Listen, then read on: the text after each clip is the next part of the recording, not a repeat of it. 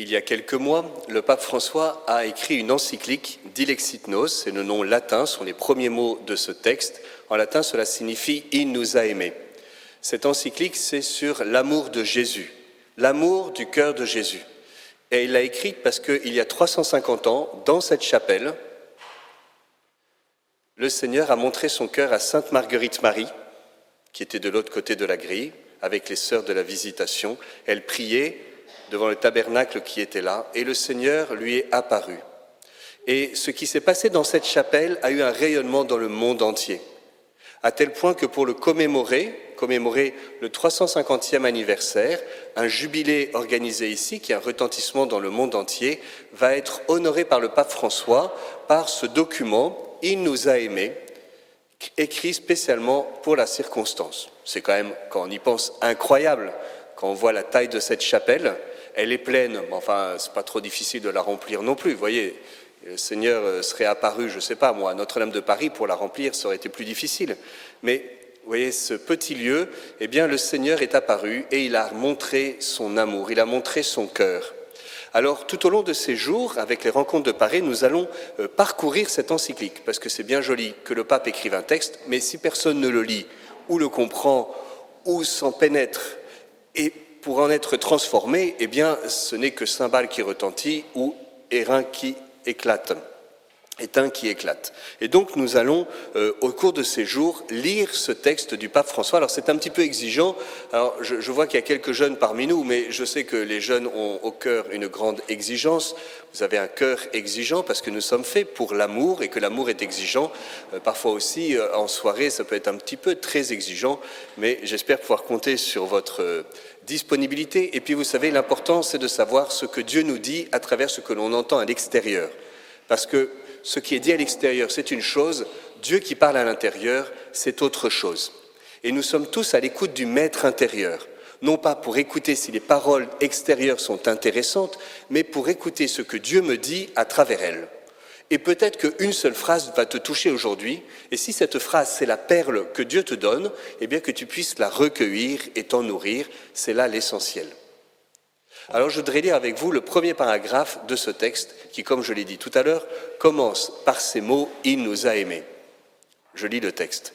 « Il nous a aimés, dit saint Paul, en parlant du Christ, nous faisant découvrir que rien ne pourra nous séparer de son amour. Il l'affirme avec certitude, car le Christ l'a dit lui-même à ses disciples, « Je vous ai aimés ». Il a dit aussi « Je vous appelle amis ». Son cœur ouvert nous précède et nous attend inconditionnellement, sans exiger de préalable pour nous aimer et nous offrir son amitié. Il nous a aimés le premier. Grâce à Jésus, nous avons reconnu l'amour que Dieu a pour nous et nous y avons cru. Le mot amour ne cesse de revenir sous la plume du pape François. Alors à l'oral, ça n'apparaît peut-être pas, mais en fait, ce texte est un tissu de paroles de l'Écriture. Il y a au moins 7 ou 8 versets de l'Écriture dans ces quelques lignes pour nous redonner le cœur de l'Évangile. Si nous sommes chrétiens, ce n'est pas pour des valeurs d'abord, ce n'est pas pour une morale d'abord, ce ne sont pas pour des rites ou une culture chrétienne d'abord. Si nous sommes chrétiens, c'est que nous avons été comme fascinés, comme touchés, transpercés par l'amour que Jésus a pour nous. Et ce message incroyable de l'amour d'une personne pour nous, les chrétiens le transmettent de génération en génération. Il y a parmi nous des anciennes générations. Vous avez reçu et vous avez transmis. Il s'agit pour vous d'être fidèles. Et puis il y a parmi nous des jeunes générations. Et vous les jeunes, vous allez recevoir ce que nous transmettons par nos balbutiements, et Dieu sait que parfois nos balbutiements ne sont pas très intéressants. Mais il s'agit pour toi de le recevoir, d'en être transformé, afin à ton tour pouvoir le transmettre. Je reprends ces mots du pape François. Il nous a aimés, ça c'est saint Paul qui le dit, qui le cite. Il nous a aimés, nous faisant découvrir que rien ne pourra nous séparer de son amour. Je me souviens d'une confidence de jeunes, d'une question de jeunes qui se préparaient à la profession de foi. ou à la confirmation, je ne me souviens plus, et qui me disait, mais j'ai préparé à la confession, puis il y en a un qui a levé timidement la main, qui a posé une question, et qui a dit, mais est-ce que vous allez nous aimer encore après la confession ? Et j'ai trouvé ça merveilleux, parce que cela dit bien notre appréhension, notre peur, que si quelqu'un connaît tout de nous, il ne puisse plus nous aimer.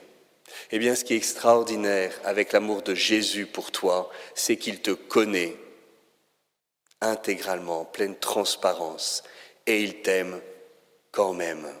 Rien ne peut te séparer de l'amour que Jésus a pour toi. L'amour du Seigneur est sans condition. Comme dit le pape, il n'y a pas de préalable.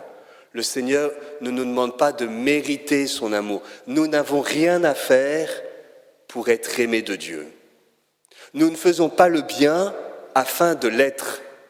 Nous n'évitons pas le mal par peur d'être rejetés de Dieu. Nous faisons le bien non pas pour être aimés, mais parce que nous sommes aimés. Et nous évitons le mal parce que nous sommes aimés et que cela blesse le cœur de celui qui nous a aimés, comme dira saint Paul.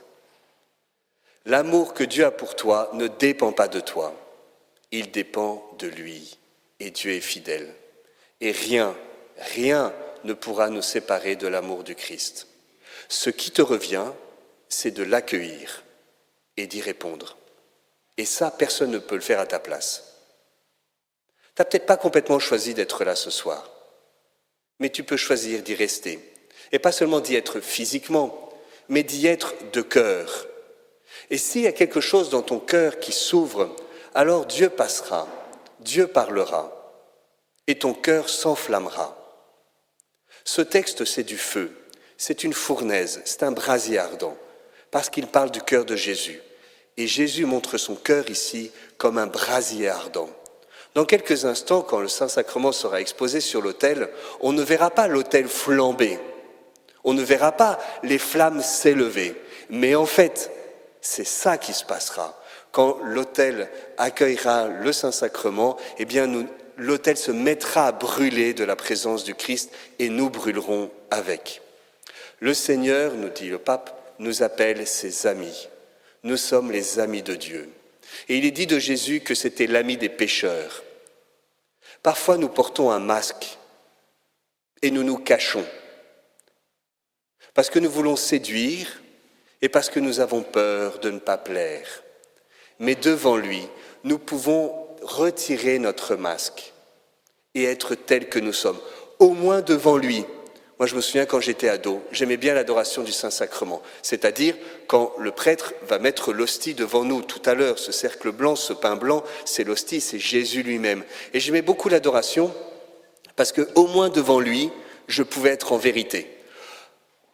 Parce que devant les autres, on joue toujours un petit peu un rôle. Puis surtout au collège, au lycée, comme on ne sait pas trop qui on est, et puis qu'on voit bien que les autres, ils nous regardent et qu'on essaye de correspondre à ce que l'on pense, que vos autres veulent que nous soyons afin qu'ils nous aiment.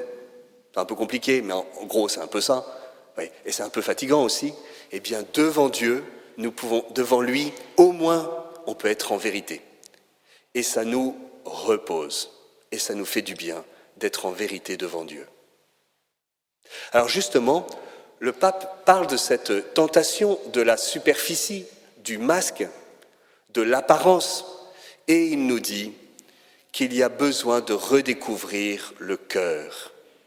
Le monde a perdu le cœur, et par cette encyclique, le pape nous invite à redécouvrir le cœur. Je le cite. « Lorsque nous sommes tentés de naviguer en surface, de vivre à la hâte sans savoir pourquoi, de nous transformer en consommateurs insatiables, asservis au rouage d'un marché qui ne s'intéresse pas au sens de l'écriture, nous devons redécouvrir l'importance du cœur. » Nous sommes dans ce monde au XXIe siècle. On peut le regretter et préférer les charrues du Moyen-Âge. N'empêche que, on peut pleurer toutes les larmes de notre corps, nous vivons aujourd'hui ici. Et c'est bien ainsi, parce que le Seigneur a permis que tu naisses à cette époque-ci, dans ce monde tel qu'il est, qui a ses problèmes, ses ravages et ses difficultés sans solution. Ça a toujours été le cas. La seule différence, c'est que toi, tu y vis à cette époque-là, et donc tu en vois les drames. Le monde n'a pas besoin de chrétiens qui se plaignent en permanence. Il a besoin de chrétiens qui brûlent, et qui brûlent d'une espérance, parce que Dieu est fidèle malgré tout. Alors que notre monde brûle, il est un peu cramé, eh bien, le Seigneur continue de l'aimer. C'est cela le message de Paray le Monial. Mon divin cœur est si passionné d'amour pour tous les hommes et pour toi en particulier. Et c'est de cet amour pour tous les hommes et pour toi en particulier que nous avons à témoigner aujourd'hui. Or, nous expérimentons bien ce que dit le pape en quelques mots. Eh bien, c'est ce que nous vivons également, le fait de naviguer en surface. On voit bien ce que ça veut dire surfer sur Internet et puis passer d'une vidéo TikTok à une autre, ou bien d'une pub à une autre, etc. Enfin, on voit bien ce que ça veut dire se naviguer en surface. On voit bien aussi la tentation d'être des consommateurs insatiables. La semaine dernière, j'étais à Cuba. Eh bien, vous savez, en allant à Cuba, j'ai eu honte. J'ai eu honte parce que je me plains et que je vis dans une société de personnes qui se plaignent. Mais qui parmi nous s'est réjoui en touchant l'interrupteur qu'il y ait de l'électricité? Personne, parce que nous savons bien quand nous appuyons sur l'interrupteur qu'il y aura d'électricité. C'est évident. Eux, ils ont 2 heures d'électricité par jour. Et c'est de 4 heures du matin à 6 heures du matin. Alors tout le monde se réveille pour bosser un peu et profiter qu'il y ait un petit peu d'électricité. En tournant notre robinet, qui parmi nous s'est étonné qu'il y ait de l'eau qui coule? Mais personne, on le sait bien qu'il y a de l'eau qui coule. Là-bas, quand il y a de l'eau qui coule, tout le monde est content, parce qu'il y a des coupures d'eau en permanence. Les avenues sont larges, il n'y a pas de voiture. Alors moi qui suis habitué à l'Amérique latine, j'étais content, il n'y a pas de bouchon. Il n'y a pas de bouchon parce qu'il n'y a pas de voiture, puis il n'y a pas d'essence non plus. Les restaurants ont été longtemps interdits. La terre est tellement fertile que lorsque l'on plante des clôtures, des arbres poussent. Les clôtures deviennent des arbres. L'agriculture a été interdite. On marche sur la tête dans ce pays. Il y a plus de 1,5 million de personnes qui ont quitté Cuba en 5 ans. Les jeunes fuient tous Cuba. La situation est dramatique. Là, je comprends que le combat soit difficile, que l'espérance soit difficile et que les gens se plaignent un peu. Mais vous voyez, quand on se plaint, bon sang, c'est un peu indécent.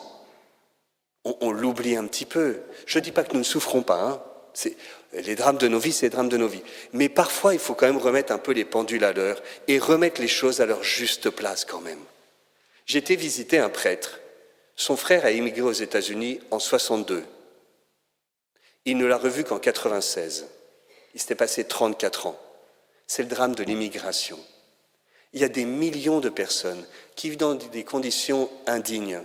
Et il est bon de nous en souvenir afin de pouvoir remettre les choses à leur place et nous faire redécouvrir l'essentiel. Et peut-être que nous avons beaucoup plus de chance que nous ne pensons. Et cette société de consommation à tout crin, eh bien, elle nous maintient à l'extérieur de nous-mêmes et elle nous rend perpétuellement frustrés. Il y a une frustration perpétuelle qui est quand même intéressant d'interroger. Parce que dans ces pays-là, où il manque de tout, étonnamment, il y a moins de frustration. J'ai été dans une pharmacie, c'est fascinant, une pharmacie qui était grande comme cette chapelle. Vous voyez, il y avait 10 personnes qui travaillaient, avec des étagères partout sur les murs, vides, aucun médicament. Si, il y avait, à un endroit, il y avait 5 rangées avec le même médicament. C'est des pharmacies où tu as un médicament. Alors les gens, vous me direz à quoi ça, personne n'y va, et donc les gens qui sont là ne travaillent pas, donc ils s'ennuient, tout le monde s'ennuie. Nous sommes devenus des consommateurs insatiables, et en plus, nous nous plaignons, parce que nous vivons à la superficie de nous-mêmes. Alors il est bon, ce temps de carême, de pouvoir nous convertir. Enfin, on est quand même là pour ça. Si on n'est pas là pendant le carême pour se convertir, ça sert à quoi? Si tu n'es pas venu à Paray le Monial pour changer ton cœur, tu es venu pour quoi?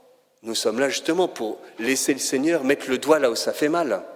Et peut-être justement dans cette superficialité qui est la nôtre, dans cette course à la consommation, nous pouvons nous laisser interpeller. En tout cas, c'est ce que veut faire le pape quand il nous appelle à revenir au cœur. Et pour le pape, le cœur, c'est ce qui vient nous unifier profondément. Le pape sait bien que dans notre mentalité moderne, le mot cœur, ça signifie les sentiments. Je t'aime de tout mon cœur, j'ai mon cœur qui bat. Mais dans l'expérience de la Bible, le cœur, ce n'est pas le siège des sentiments. Le cœur, c'est le tréfonds de notre âme. C'est le jardin secret, the sacred garden. C'est ce lieu secret où il n'y a que toi et Dieu qui puissiez y accéder, vous y promener. C'est ce jardin avec ses fleurs dans lequel le Seigneur passait comme au début de la Genèse. Et parfois il passe tout seul parce qu'on n'y est pas dans notre cœur, mais lui il y est. Et soit nous vivons à l'extérieur de nous-mêmes, soit nous entrons en nous-mêmes et nous accédons à ce jardin intérieur pour entrer dans ce cœur à cœur avec notre Seigneur. C'est le centre profond, le cœur. C'est ce qui vient unifier notre volonté, notre intelligence, nos sentiments, notre imagination. Parce que l'expérience que nous faisons, souvent, c'est que nous sommes divisés, nous sommes dispersés et nous en souffrons. Alors on peut le vivre de manière très intense dans la jeunesse, parce que les forces qui nous animent sont particulièrement intenses. Et c'est beau, et c'est grand, et c'est bien. Mais parfois ça nous déchire un peu. Et puis dans la vieillesse, comme on a parfois un peu moins d'énergie vitale, le drame se joue différemment. Mais il se joue par le fait qu'on s'aperçoit qu'on devient de plus en plus raide et de plus en plus aigri parfois, parce que la vie n'a pas tenu toutes ses promesses et qu'il y a quelque chose en nous qui vient comme se recroqueviller et qu'en même temps on aimerait bien vivre autre chose que cela et qu'on n'y arrive pas trop. Nous faisons tous l'expérience, comme dira saint Paul, le bien que je voudrais faire, je ne le fais pas, le mal que je voudrais ne pas faire, je le fais quand même. C'est ça ou pas? C'est l'inverse? C'est ça, hein? Super. Enfin bref, vous avez compris quoi. Parce que parfois il y a le mal qu'on ne veut pas faire et qu'on ne fait pas, ça c'est bien, et le bien qu'on veut faire et qu'on fait. Mais enfin souvent on se plante un peu. Bref. Mais combien de fois on est comme divisé intérieurement? Vous voyez, on se dit, bon alors j'ai envie d'être intègre, d'être honnête, je suis à l'école, j'étais à Paray-le-Monial, voilà, j'ai vécu quelque chose de fort, là je retourne dans mon collège, et puis en fait je me mets à critiquer les autres comme avant. Et puis je suis un peu tenté de copier sur mon voisin. Et puis d'être jaloux parce que les fringues sont meilleures. Ou bien je suis populaire et je méprise les autres. Vous voyez, on a des grands élans dans notre cœur et puis quand on essaye de le vivre, on n'y arrive pas trop. Il y a ce drame intérieur entre ce que nous dit notre intelligence, ce que nous dit notre sexualité et les pulsions de notre corps, et puis notre imagination qui va encore dans une autre direction et notre volonté qui au milieu de tout ça est un peu perdue. Eh bien nous avons besoin de retrouver ce centre unificateur qui vient comme harmoniser toute chose. Et ce centre intégrateur, c'est le cœur. Les disciples d'Emmaüs disaient « Notre cœur n'était-il pas tout brûlant lorsqu'il nous parlait en chemin ?» Notre cœur n'était-il pas tout brûlant lorsqu'il nous parlait en chemin? C'est ce lieu de la brûlure, le cœur. C'est le lieu où il y a quelque chose en nous qui s'allume, où lorsque nous voyons des gens qui souffrent, nous sommes comme pris de compassion. C'est cela le cœur. C'est ce qui est au plus intime de nous-mêmes et que la parole de Dieu vient rejoindre. Le pape le dit de manière assez existentielle, je le cite, « Au-delà de toute explication scientifique, une main posée sur le cœur d'un ami exprime une affection particulière. Lorsqu'une personne tombe amoureuse et qu'elle est proche de l'être aimé, les battements de son cœur s'accélèrent. Lorsqu'une personne souffre d'abandon ou de tromperie de la part d'un être aimé, elle ressent une forte oppression au niveau du cœur. Pour exprimer qu'une chose est sincère et vient vraiment du centre de la personne, on dit « je le dis du fond du cœur ». Alors ce cœur, il s'agit pour nous d'en prendre soin. Parce que si le cœur est le lieu de l'amour et de l'intériorité, le cœur peut être aussi perverti. Et le mal peut aussi rentrer dans notre cœur. Et le pape parle de quelques maladies du cœur. Ce peut être l'apparence, ça peut être la dissimulation, ça peut être la supercherie. Je ne sais pas si vous connaissez le film Le Masque, The Mask, avec Jim Carrey. Je ne sais pas si ça vous dit quelque chose. C'est l'histoire d'un type qui est un peu inhibé, comme ça, très timide. Bon, et puis un jour, il tombe sur une boîte, et dans la boîte, il y a un masque de bois. Alors il regarde le masque, et il se dit, que vais-je faire avec ? Alors il le prend, et il se dit, je vais le mettre. Et on le voit qui s'approche comme ça. Et il approche le masque de lui, et à un moment, le masque prend possession de lui. Et il est complètement désinhibé et délirant.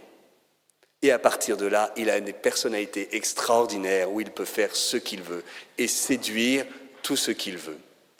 Et il découvre le pouvoir de ce masque qui le débride totalement. Il est fasciné par ce masque et il décide de le remettre. Et plus il le remet, et plus il a du mal à l'enlever.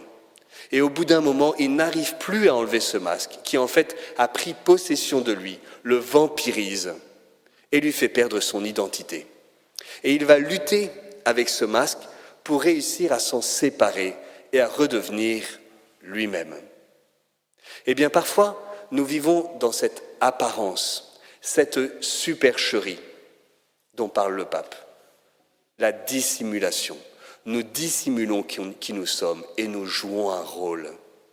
Et lorsque l'on rencontre le bien-aimé qui pose son regard sur nous et nous aime, alors nous avons le cœur transpercé et le masque tombe. Et nous pouvons nous laisser aimer par lui. C'est cette expérience que j'ai vécue ici à Paray-le-Monial. C'est ça l'expérience du cœur de Jésus. C'est cette miséricorde infinie. À l'âge de 16 ans, au cours d'une soirée d'adoration, alors que je ne voulais pas y aller, puis finalement j'y suis allé, puis je me suis retrouvé paumé dans la foule où je ne connaissais plus personne, j'avais perdu mes amis et il faisait noir, c'était dans le parc des Chapelains, qui est juste derrière la basilique. Au cours de cette soirée où le Saint-Sacrement était en procession dans les rues, j'ai compris que le Seigneur était là et qu'il m'aimait, et donc que j'étais aimable. Et ça a bouleversé le cœur de l'adolescent que j'étais. J'allais toujours les jours tous les dimanches à la messe, j'ai continué à y aller, mais intérieurement, mon cœur brûlait. Et je me souviens d'avoir été voir un prêtre quelques jours après qui célébrait la messe, et je dis, écoutez mon père, quand vous célébrez la messe, est-ce que vous ne pourriez pas aller un peu plus lentement au moment où vous élevez l'hostie ? Parce qu'en fait, c'est un peu rapide, et en fait, je l'aime et je brûle intérieurement. Alors, je me souviens plus trop comment le prêtre a réagi. Il a dit, je ne sais pas trop s'il l'a fait ou pas.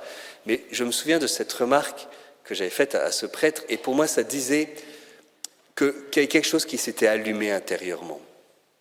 Et quand ce feu s'allume, il se communique.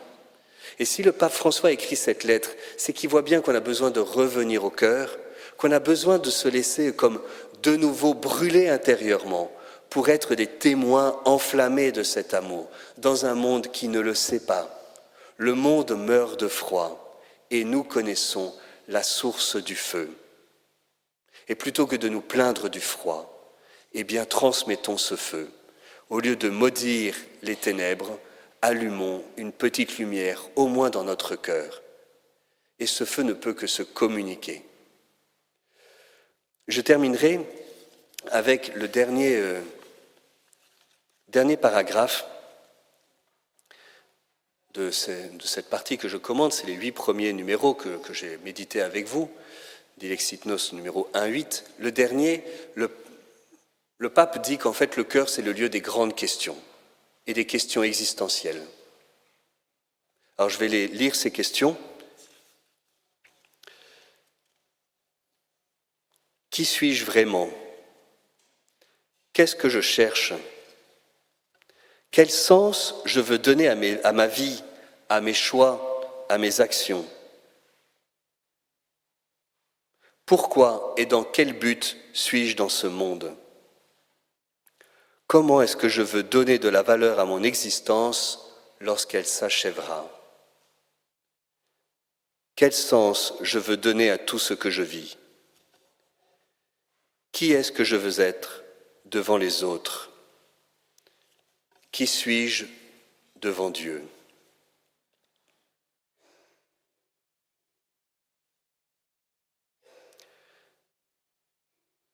J'ai été marqué à Cuba, où j'ai été amené à parler beaucoup du cœur de Jésus, par la réaction de 2 personnes.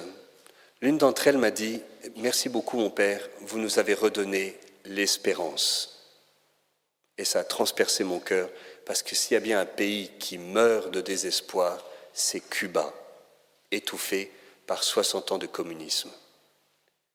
Eh bien, le cœur de Jésus redonne l'espérance. Et puis il y a une religieuse parce que là-bas il y a une belle paroisse confiée auprès de la communauté Saint-Martin à Placetas, quelques heures de la Havane. Puis il y a des religieuses qui aident, notamment qui accueillent des personnes âgées à qui elles donnent de la nourriture et puis aussi qui prennent soin d'eux. Et une des religieuses m'a dit merci beaucoup parce qu'en fait en nous parlant du cœur de Jésus, vous nous avez rappelé l'essentiel qui est Dieu. Alors qu'on est tellement pris par des problèmes de coupure de courant, de coupure d'eau, de situations politiques désastreuses, eh bien vous nous avez redit l'essentiel. On se laisse tellement envahir par les questions matérielles. Et cela m'a marqué parce que je crois que le cœur de Jésus, justement, nous ramène à l'essentiel et que ces questions-là, en fait, on n'a pas la même classe sociale, on n'a pas le même âge, on n'a pas le même itinéraire, on n'a probablement pas les mêmes sensibilités spirituelles ou artistiques ou opinions politiques. Et pourtant, ces questions-là, elles nous habitent toutes. C'est étonnant de voir comment est-ce que le cœur de l'homme est porteur de ces questions. Et même quand on essaie de les étouffer, il y a en nous comme une révolte intérieure, parce qu'on sent bien qu'on n'est pas fait que pour les iPhones, pour Netflix ou pour TikTok, ou bien pour l'EHPAD. On voit bien qu'on est fait pour autre chose, et qu'il y a en nous une aspiration au sens. On sait bien qu'étudier au collège, c'est pas que pour avoir des bonnes notes, pour gagner du fric plus tard et faire plaisir à papa et maman. Enfin, on s'en fout un peu au bout d'un moment. Il y a quelque chose de plus. On veut quelque chose de plus. Et si tu n'as pas soif, ça ne sert à rien qu'on te donne à boire. Mais viens déboucher la source et redécouvre cette soif. Parce qu'il y a dans notre société, afin qu'on consomme davantage, comme un étouffement de cette soif de sens. Or, nous sommes faits pour le sens. Nous ne sommes pas des animaux. Nous ne vivons pas seulement pour manger, nous reproduire et mourir. Nous sommes des assoiffés de sens. Et ces questions, qui suis-je? Qui suis-je devant les autres? Qui suis-je devant moi-même? Qui suis-je devant Dieu? Dans quel but suis-je dans ce monde? Est-ce que je suis juste une boule de billard perdue dans l'immensité de l'espace qui va de nulle part à nulle part en passant par l'inconnu et le hasard? Mais est-ce que je suis que ça? Si je me suicide, est-ce que ça va changer quelque chose à ce monde? Quand je vais mourir, qu'est-ce que je veux laisser? Qu'est-ce que je vais regretter de ne pas avoir fait? De nous remettre par rapport à ces questions-là. Nous ne savons pas quand nous mourrons. Peut-être c'est le dernier jour de notre vie aujourd'hui. Ça arrive ça, le dernier jour de notre vie. Eh bien, qu'est-ce que nous voulons avoir réalisé? Quel est le sens de notre vie? Quelle est notre soif? Saint Augustin dit « Tu nous as fait pour toi, Seigneur, et notre cœur est sans repos, tant qu'il ne repose en toi. » Cette soif, il n'y a rien de créé qui viendra la rassasier. Nous aurons toujours soif. Et plus on mettra des plaquettes de chocolat, et plus on aura faim. Parce que nous sommes faits pour l'infini, que Dieu nous a fait pour lui. Et il n'y a que lui qui pourra combler les désirs de notre cœur. Et il le fait. Alors je t'inviterai à consacrer ta jeunesse et à suivre le Seigneur dès maintenant. Le pape Jean-Paul II disait que la plus grande richesse des jeunes, c'était leur jeunesse. N'attends pas d'être vieux pour suivre Dieu, même s'il est possible de rencontrer Dieu dans la vieillesse et dans l'extrême vieillesse, et c'est magnifique à voir. Mais c'est tellement beau de pouvoir suivre le Seigneur dès la jeunesse, de lui consacrer les premières années de ta vie. Le Seigneur n'enlève rien, il donne tout. Et si tu lui réponds, il comblera les désirs de ton cœur. Que tu deviennes prêtre, religieuse, que tu te maries, que tu deviennes médecin ou balayeur, Le Seigneur te montrera le lieu où tu porteras du fruit, ce pourquoi tu es fait. Parce que ça change quelque chose que tu existes. Et même si ton père et ta mère t'ont pas vraiment voulu ou te prêtent pas vraiment d'attention, tu existes et Dieu, lui, t'a voulu. De toute éternité, il t'a voulu et il s'est réjoui. Ta vie a du sens. Alors que tu puisses laisser le Seigneur te regarder, enflammer ton cœur, que tu puisses répondre amour pour amour. Seigneur, nous te bénissons parce que tu es bon. Nous te bénissons parce que tu nous aimes alors même que nous ne le méritons pas. Mais c'est cela qui fait notre joie, c'est que nous sommes petits, que nous n'y arrivons pas, mais que c'est toi qui viens à nous, qui remplis notre cœur de ta présence. Alors Seigneur, nous voulons t'aimer et te redire combien nous t'aimons. Nous laisser aimer par toi, sans phare ni masque, revenir au cœur, revenir à ton cœur.